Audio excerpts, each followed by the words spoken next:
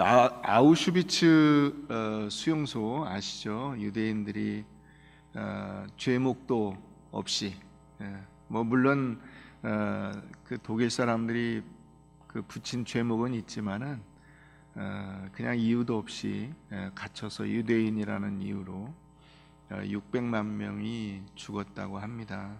어마어마한 숫자죠. 근데 유대인들이 히틀러에 대해서 그래도 희망을 가지고 있었대요. 왜냐하면 히틀러가 이 처음에 알려지기는 독실한 크리스찬이다 이런 소문이 났거든요.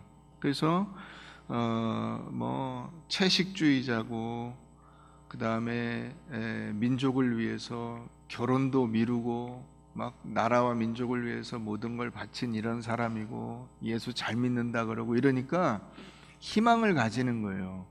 그래서 이제 한 10월쯤 되면 그때부터 그 희망이 이제 굉장히 커지는 거죠.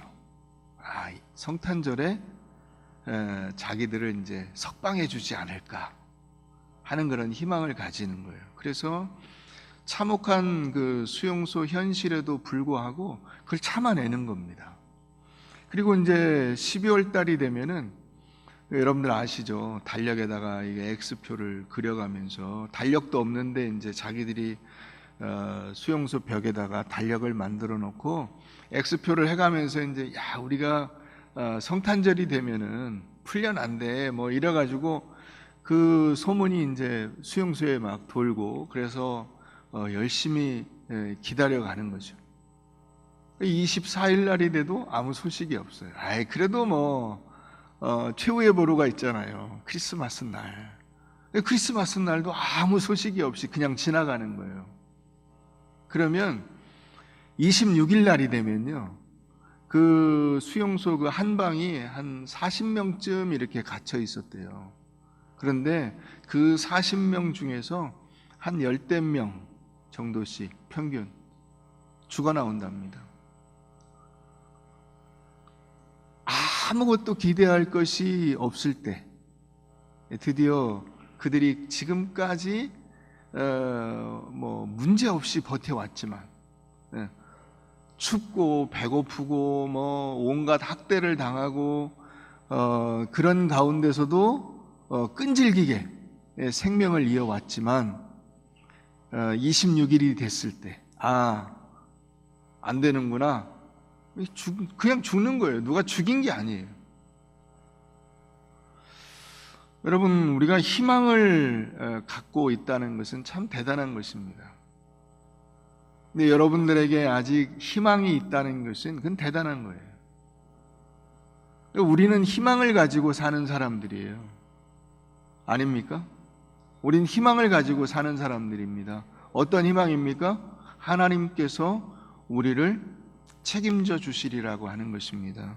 아직 우리에게 살 만한 가치가 있고 그런 기회가 남아있고 하나님께서 그것을 우리에게 베풀어 주실 것이라고 하는 희망을 가지고 있습니다. 그 새로운 세상을 꿈꾸는 우리의 희망, 이것을 이제 신앙적인 용어로 바꾸면 믿음이라고 하는 것이죠. 믿음.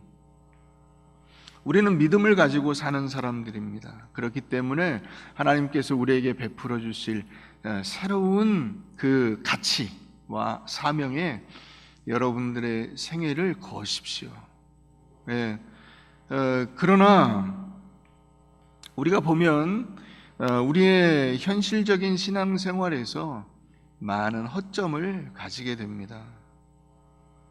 이런 허점들을 이 다윗을 통해서 하나님은 우리에게 극복할 수 있도록 표본으로 다윗을 쓰신 겁니다.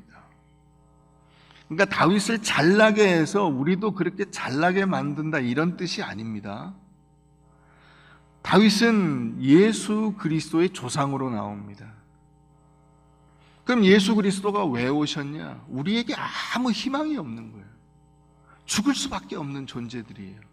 마치 그 수용소에 갇혀있는 유대인들과 같아요. 그냥 그대로 놔두면 죽는 겁니다.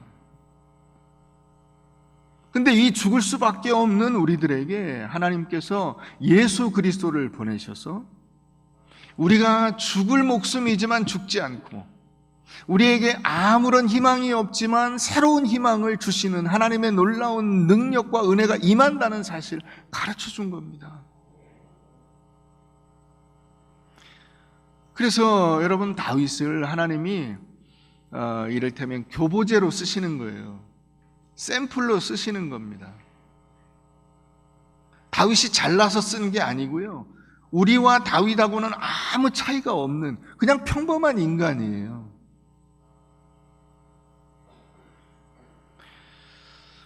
여러분, 다윗만큼 신앙생활, 그 인생의 모든 것을 다 기록한 인간은 없어요. 다윗만큼. 성경에서 아예 사무엘서라고 하는 이 한 책 전체가 그냥 다윗을 얘기하고 있잖아요. 대단한 거죠.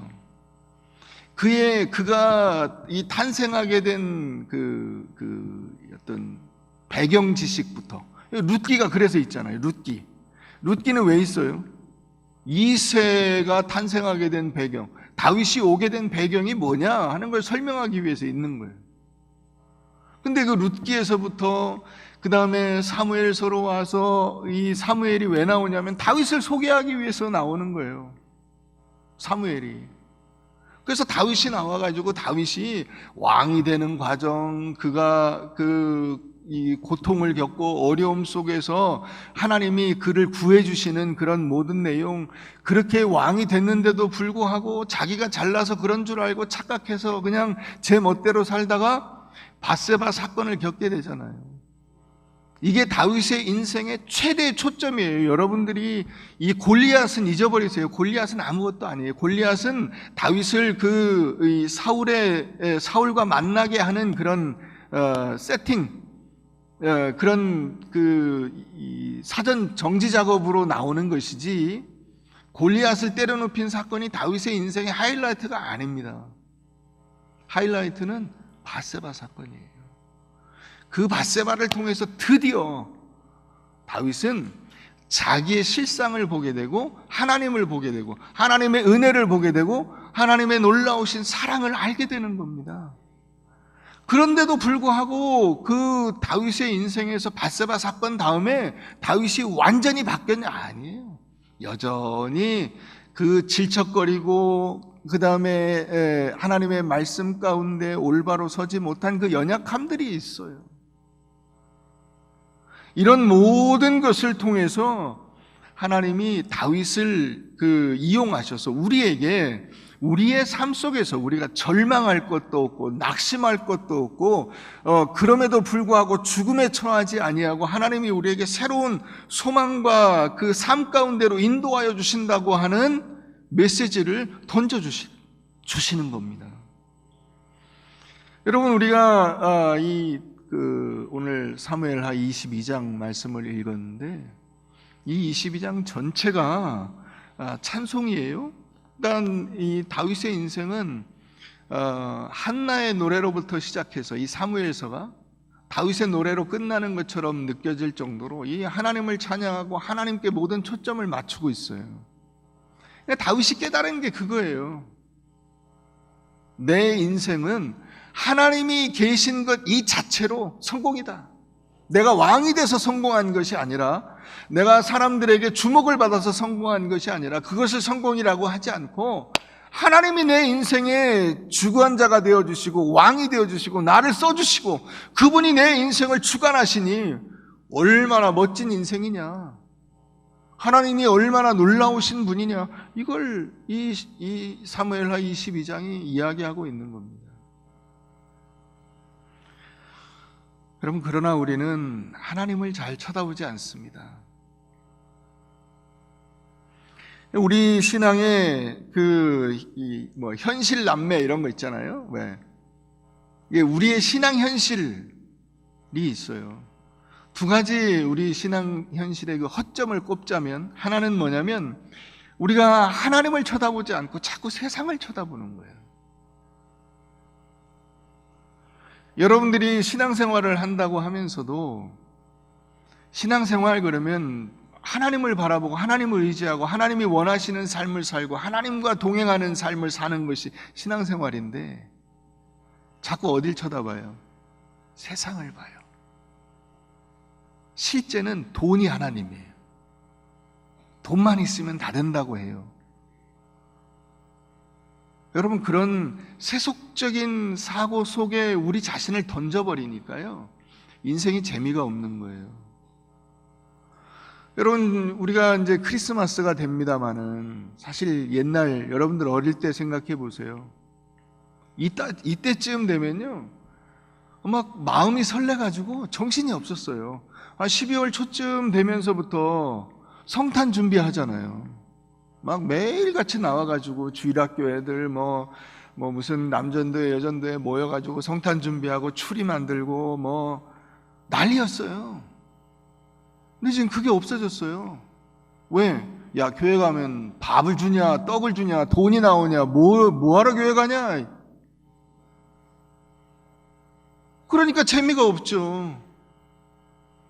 지금은 어디 가도 재미가 없어요. 식구들이 모여도 재미없어요. 옛날에는 식구들이 모이는 것 자체가 너무나 재밌고 즐겁고 은혜롭고 우리 엄마, 우리 아버지, 형제, 자매들 같이 모여가지고 윷놀이하고 장난치고 막 이러면서 그것 자체가 즐거움이었는데 재미가 없어요. 다 각자 핸드폰 쳐다보고 있어요. 식구들끼리 앉아가지고 집안에서도 카톡으로 대화를 해요. 야, 물 가져와라. 꺼져. 재미가 없어요. 우리의 삶의 존재와 삶의 형편 속에서 하나님께 묻고 하나님의 뜻을 따르고 이것이 신앙의 핵심인데 그리스도인들마저 이 신앙의 핵심을 놓쳐버리게 되니까 세상의 허망함 속에 살게 되는 거예요. 허망함이 뭐냐? 진정한 가치가 없어져 버렸어요. 인생의 진정한 가치. 전부 다 어디다 걸었냐면 돈에다 모든 걸 걸었어요. 돈에다. 여러분, 돈이 알려주는 것이 뭐냐? 어떤 메시지가 있냐? 그게 쓸데가 없다는 거예요. 쓸데가 없어요. 그게 인간관계를 만들어주지 못하고요. 그게 참다운 것을 내게 주지 못해요. 내게 참 만족이 없어요. 제가 가끔씩 하는 얘기인데 여러분, 그 삼성 이재용 회장의 그 여동생이 미국에서 죽었습니다. 자살해서 죽었어요. 그 자살해서 죽을 때 그 20대 아가씨가 갖고 있는 이 주식 가치가요 2,500억. 자살했습니다. 돈 아무것도 아니에요. 여러분들은 이미 옛날에 여러분들이 그토록 그리던 그런 삶을 살 수 있는 모든 기반을 닦아놨어요. 지금 여러분들이 내가 노후가 걱정이다. 여러분 지금 아무것도 없어도 굶어 죽지는 않잖아요. 지금 나라가 책임져 준다고 하잖아요. 뭘 걱정하세요? 그 걱정이 어디서부터 왔냐면 세상 걱정으로부터 한 거예요. 사람들이 그 얘기를 하는 거예요. 돈이 써야 돼. 돈이 없으면 안 돼. 충분히 있습니다. 하나님을 바라보세요. 하나님을. 그게 우리의 진정한 가치가 아니에요. 그 하나님이라고 하는 참된 권위가 여러분들의 삶에서 사라지게 되니까 헛된 것에 권위를 두는 거예요. 돈에다가 권위를 두고요. 지금은 지도자들도 다 망했어요. 지도자들의 권위를 인정하지 않아요. 정치 지도자는 말할 것도 없고 종교 지도자, 어떤 사회에 권위 있는 지도자가 없어요. 그걸 인정하지 않습니다. 그리고는 지도자급에 이른 공인을 이 연예인들이 스스로 자기들 입으로 이렇게 말하는 게 참 웃기는 일인데 자기들을 공인이라 그래. 여러분, 연예인이 무슨 공인입니까? 연예인이지. 근데 사회가 얼마나 추락했냐면 그런 연예인들은 자기들을 공인이라고 하면서 뭔가 잘못한 일이 있을 때 사과를 해요. 근데 정치 지도자, 종교 지도자 뭐 이런 사람들이 뭔가 잘못을 저질렀을 때 사과도 안 해요. 시대가 그렇게 됐어요.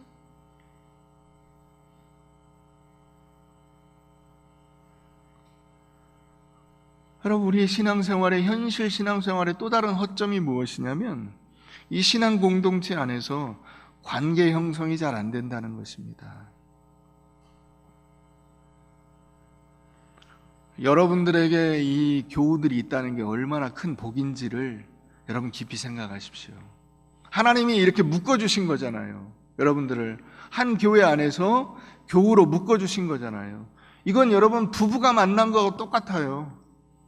부모 자식이 만난 것과 똑같습니다. 하나님이 묶어주신 거예요. 그대로 이렇게.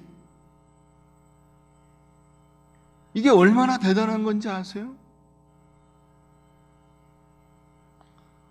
여러분, 요즘에는 모든 인간관계를 나에게 그 떨어지는 수익이 있냐, 유익이 있냐, 이익이 있냐 이걸로 치잖아요. 원래 인간관계라는 것이요, 이익을 따지는 것이 아닙니다. 그게 이제 가족관계가 보여주는 거예요. 부부간에 여러분 이익으로 만납니까? 근데 이익을 따지니까 나오는 그 한탄이 있죠. 이왼수, 그죠? 이왼수, 그 인간, 이름은 없어지고 인간이 이름이 됐어요. 이익을 따지니까 그래요. 저 인간이, 저 왼수가 나한테 해준 게 뭐가 있냐? 부모도 그렇고 자식도 그래요. 여러분, 원래 인간관계라는 것이 가치를 따져서 만나는 게 아닙니다. 그 인간 자체가 가치가 있는 겁니다. 자체가. 사람 자체가 가치가 있는 거예요. 그래서 우리 자신을 그 사람을 위해서 내어주는 겁니다. 아내를 위해서, 남편을 위해서, 자식을 위해서, 부모를 위해서, 우리 옆에 있는 다른 사람들을 위해서 나 자신을 내어주는 거예요.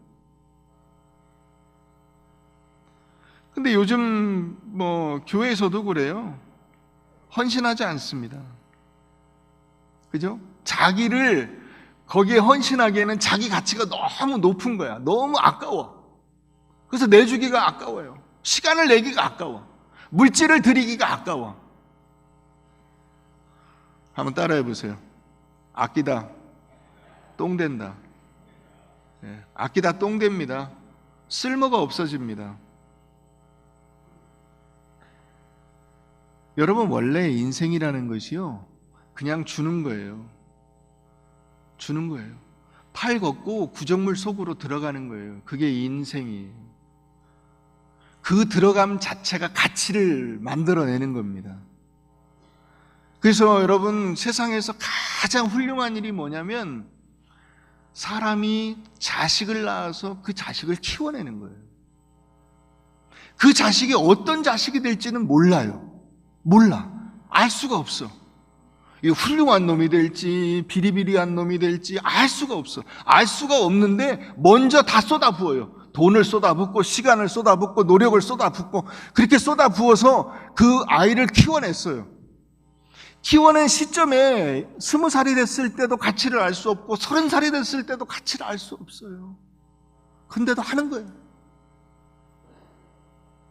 그래서 우리가 여기 있는 겁니다. 그래서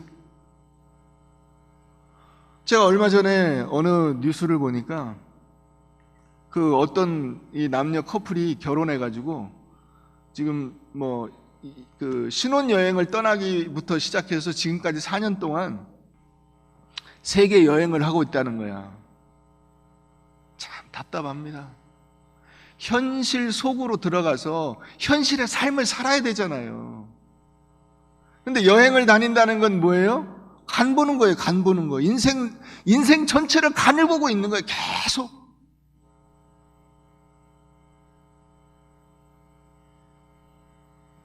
여러분, 사람이 최전성기가 언제냐면 그 인생의 이 곡선에서 20대예요. 20대. 그때가 가장 팔팔하고요, 실패해도 다시 일어날 수 있는 그때예요. 그게 전성기 아니에요? 최전성기. 왜 전성기냐? 실패해도 다시 일어설 수 있으니까.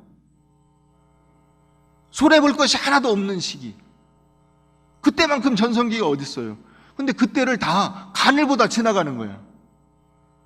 뭘 할지, 누구를 만날지, 인생을 어떻게 살지 가늘봐 계속. 그리고는 언제쯤 결정하냐면 한 40쯤 돼가지고 결정을 해. 이제 결혼해야 되겠다. 이제 아이를 낳아야 되겠다. 전성기가 다 지났어. 그게 아까운 거예요. 그게 진짜 아까운 것은, 여러분 오늘 여기 계신 분들 중에 교회 등록 안 하고 간을 보고 계시는 분들이 있으면 우리 교회가 아니어도 괜찮아요. 어디든지 여러분들의 발을 내리시고 현실 속으로 구정물에 손을 담그세요. 그 시간이 없이는 여러분들의 인생의 가치를 증명해낼 수가 없어요. 열매가 없어요.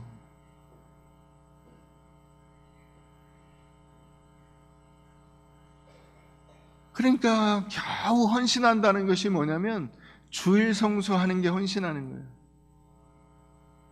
헌금도 안 해요. 봉사도 안 해요. 왜요? 헌금하기에는, 봉사하기에는 자기의 것이 너무 아까워. 그런데 여러분, 하나님께서 뭐라고 하시죠? 가장 아까운 독생자까지 아낌없이 내어주시잖아요. 그 신앙의 원리예요. 우리가 우리 자신을 내어주는데 너무 아까워. 그래도 주는 거예요.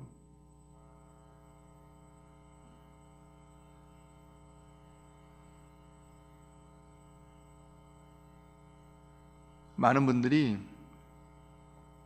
한참 봉사하다가 목사님 이제 도저히 못하겠어요. 저 쉴래요 그래요. 근데 왜 그러냐면 아까운 마음이 들기 때문에 그런 거예요. 그 아까운 거를 아낌없이 주신 예수 그리스도를 생각하세요. 아낌없이 주신, 목숨까지 기꺼이 내주신 분이 계세요. 그게 신앙의 원리라고요. 오늘 다윗 신앙의 핵심은 뭐냐면 하나님께서 그의 신앙의 목적이고 내용이고 결론이라는 거예요. 자기가 왕이 돼서 내가 이 정도로 살았다, 그게 아니고 하나님 앞에 내가 충성했더니 하나님이 나를 이렇게 세워주시더라, 그거 아니고 내 인생은 하나님께 붙잡힌 바 되어서 하나님이 내 인생을 책임져 주시는 복된 인생을 살았다. 이게 이 사무엘하 22장의 신앙의 고백이에요. 하나님이 있는 것이 내 인생의 축복이다. 놀라운 은혜다. 나는 아무것도 한 것이 없는데 하나님이 나를 이렇게 사랑해 주셨다. 하나님만이 내 인생의 최고의 신앙의 고백이고 나의 모든 것이다. 그래서 여러분 오늘 말씀의 제목이 뭐냐? 하나님은 나의 모든 것. God is my everything.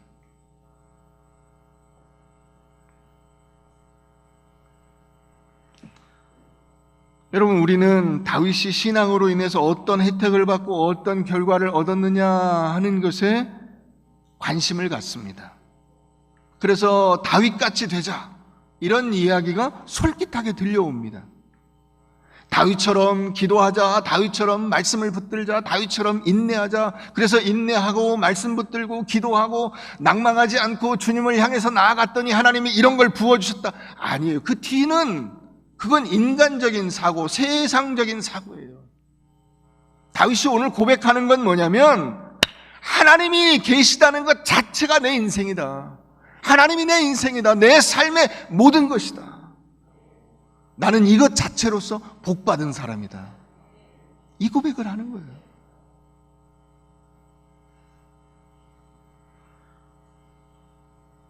다윗이 뭘 해가지고 하나님께 받았냐? 아니에요.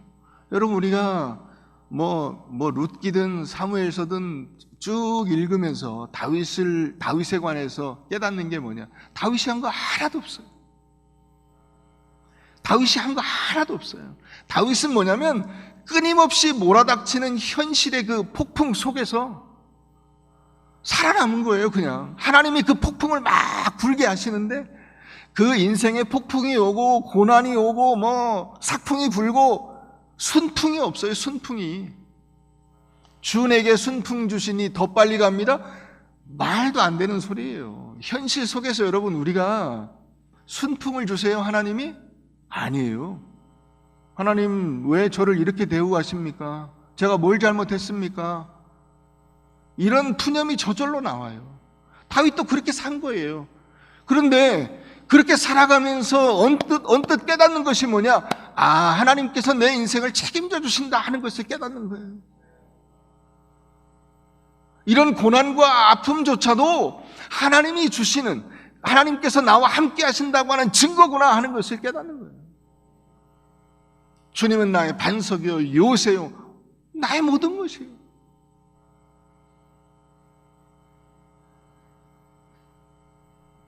여러분, 그러니까 오늘 사무엘하 47절 한번 가보세요. 47절 한번 읽어보겠습니다. 시작.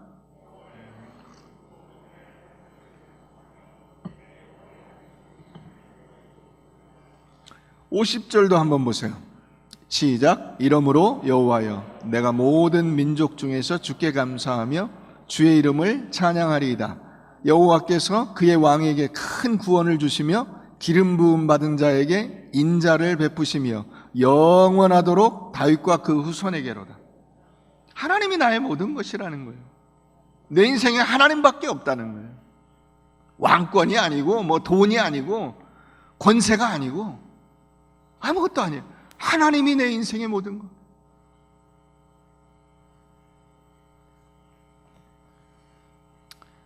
우리 시편 34편을 한번 가보십시다. 시편 34편입니다.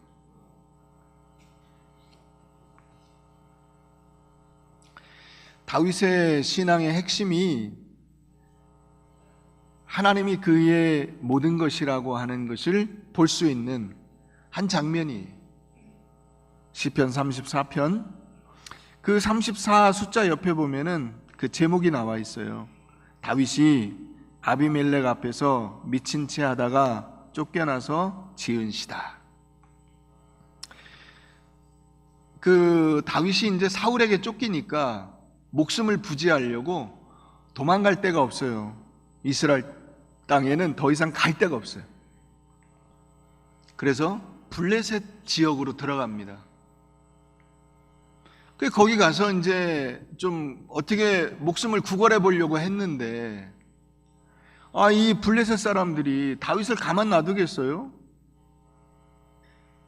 골리앗이 블레셋 사람이잖아요. 골리앗을 골탕 먹이고 골리앗을 죽이고 이 블레셋을 힘들게 한 뭐 민족의 원흉하냐? 이 다윗을 가만 놔둘 수가 없죠. 그래서 주위에 있는 사람들이 이제 다윗이 이 아비멜렉 앞에 가서 나 좀 살려주시오 하고 무릎을 꿇은 건데 사람들이 저놈 죽여야 됩니다 한 거예요. 그러니까 다윗이 살아날 방법이 없는 거예요. 그래서 어떻게 했냐? 정신병자 신용을 했다는 거. 거기서 확 돌아버렸어요. 뭐 어떻게 했는지는 모르겠어요. 뭐 침을 질질 흘리고 막 바지에 오줌을 싸고 막 뭘 어떻게 했는지는 정확히 나와 있지 않아요. 미친 채라는 것이, 여러분 일반적으로 그 사회 속에서 저 사람은 정신병자다 하는 어떤 뭐 증거들이 있을 거 아닙니까? 그 신용을 했다는 거예요. 자, 1절부터 보겠습니다. 내가 여호와를 항상 송축하며 내 입술로 항상 주를 찬양하리이다. 내 영혼이 여호와를 자랑하리니 곤고한 자들이 이를 듣고 기뻐하리로다. 나와 함께 여호와를 광대하시다 하며 함께 그의 이름을 높이세. 내가 여호와께 간구하며 내게 응답하시고 내 모든 두려움에서 나를 건지셨도다. 그들이 주를 앙망하고 광채를 내었으니 그들의 얼굴은 부끄럽지 아니하리로다. 이 곤고한 자가 부르짖음에 여호와께서 들으시고 그의 모든 환난에서 구원하셨도다. 주의 여호와의 천사가 주를 경외하는 자를 둘러 진치고 그들을 건지시는도다. 여러분, 천사가 건지셨다 그러면 이래야 되잖아요. 하나님 앞에 다윗이 간절히 부르짖었더니 하나님께서 그 엘리사에게 하셨던 것처럼 불말과 불병거로 다윗을 에워싸시고 이 블레셋 사람들이 절대로 접근하지 못하게 막으시고 다윗을 거기서 쏙 빼서 저쪽에 그 광야에 높은 산에 딱 세우시면서 블레셋 사람들에게 이놈들아 니들이 나를 죽일 수 있을 줄 알았지? 뭐 이렇게 큰 소리 치는 장면 뭐 이런 걸 우리가 기대할 수 있는데 그렇게 하지 않았어요. 미친 채 해서 살아남았다고요. 그런데 다윗은 뭐라고 합니까? 하나님께서 내가 여호와께 간구하며 내게 응답하시고 그 모든 두려움에서 나를 건지셨도다.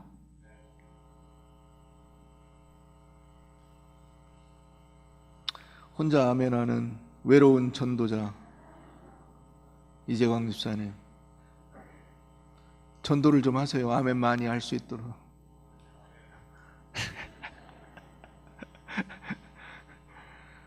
자, 8절 한번 가보십시다. 8절 다 같이 읽겠습니다. 시작.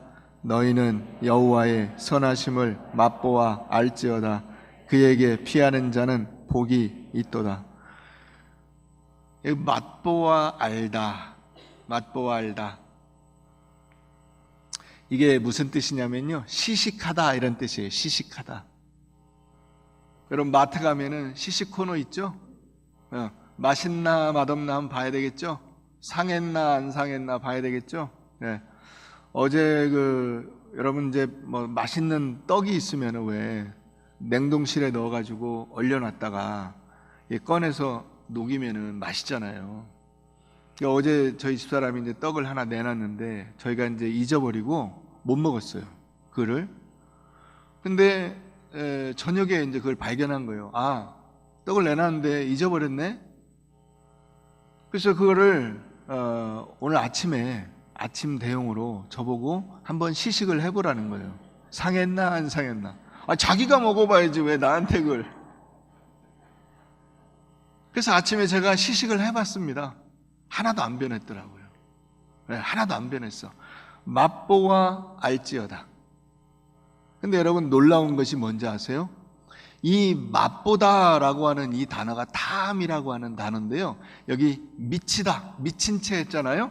미치다라고 하는 단어가 뭐냐면 맛이 갔다, 맛이 변했다 이 뜻이에요. 사람의 그 본래적인 모습이 변한 게 미친 거예요. 그러니까 여러분 다윗이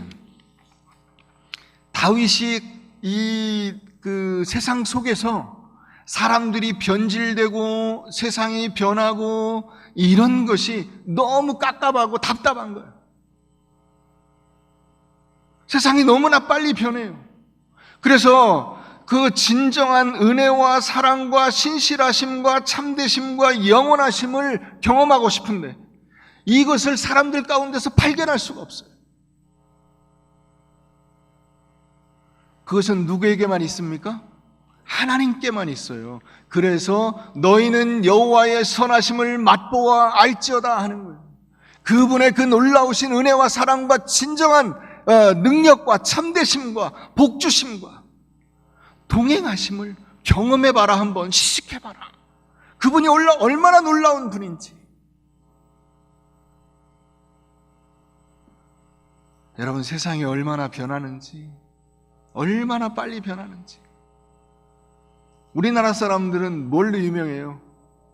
빨리빨리로 유명하죠. 네. 그래서 뭐 이렇게 인터넷 사이트 찾아보면은 그런 거 나와요. 한국 사람들이 외국 사람들이 깜짝 놀라는 한국 사람 빨리빨리 베스트. 요즘에는 이제 자판기 잘 이용 안 하는데 자판기 누르고 손 넣고 기다리죠. 그죠? 그러다 잘못 건드리면 그 뜨거운 게 여기 확 묻어가지고 아 뜨거워. 뭐 그러면서도 이거 쪽쪽 빨아면 그것은 다시 손을 넣어요. 빨리 나오자마자 빼려고. 컵라면 3분 기다려서 먹는 사람 거의 없어요. 물 붓고 한 1분 있다가 바삭바삭 과자같이 해서 먹어요. 삼겹살 구워 먹을 때 치직해서 먹어요. 네, 특히 옆에 사람들 많으면요 치직 그 다음에 쑥 먹어요. 말도 못해요. 양치질 하면서 화장실에서 볼일 보는 건 뭐 다반사고 인터넷 할 때 웹사이트 딱 눌러서 3초 안에 화면 안 뜨면 거기 나가버려요. 이렇게 빨리 변하는 세상 속에서 여러분, 진정한 인내와 가치와 은혜와 사랑과 기다려주심과 은혜 베푸심과 복 주심을 어디에서 우리가 경험할 수가 있습니까? 오직 하나님밖에는 없는 줄로 믿습니다. 그래서 다윗이 하나님을 찬송하는 거예요. 이 22장에서 하나님만이 내 힘의 능력의 원천입니다. 하나님이 나의 모든 것입니다. 하나님이 찾아오셔서 다윗을 얼마나 사랑하시고 은혜를 베풀어 주셨는지 다윗이 돌아보면 돌아볼수록 감사하고 은혜로운 거예요. 많은 분들이 그 30절 말씀에 막 이거 붙잡고 밑줄 그어놓고 막 외우고 이래요. 거기 보면 뭐라고 돼 있어요? 내가 주를 의뢰하고 적진으로 달리며 내 하나님을 의지하고 성벽을 뛰어넘나이다. 여러분 보면 목사님들 메시지가 달라져야 돼요. 메시지가. 많은 목사님들이나 성도들이 어떻게 생각을 하냐면 하나님이 능력자라서 우리를 그렇게 능력 있게 만들어서 남들보다 뛰어나게 만들어 주신다. 그래서 다윗처럼 우리가 하나님을 의지하면 왕도 만들어 주시고 권력자도 만들어 주시고 부자도 만들어 주실 것이다.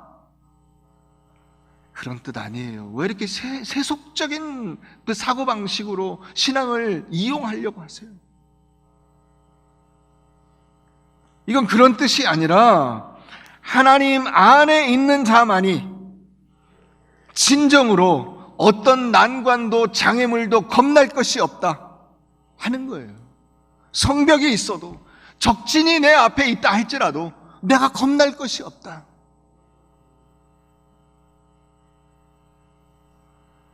여러분, 그러니까 우리가 잘 아는 빌립보서 4장 12절 13절 말씀, 나는 비천에 처할 줄도 알고 풍부에 처할 줄도 알아 모든 일 곧 배부름과 배고픔과 풍부와 궁핍에도 처할 줄 아는 일체의 비결을 배웠노라.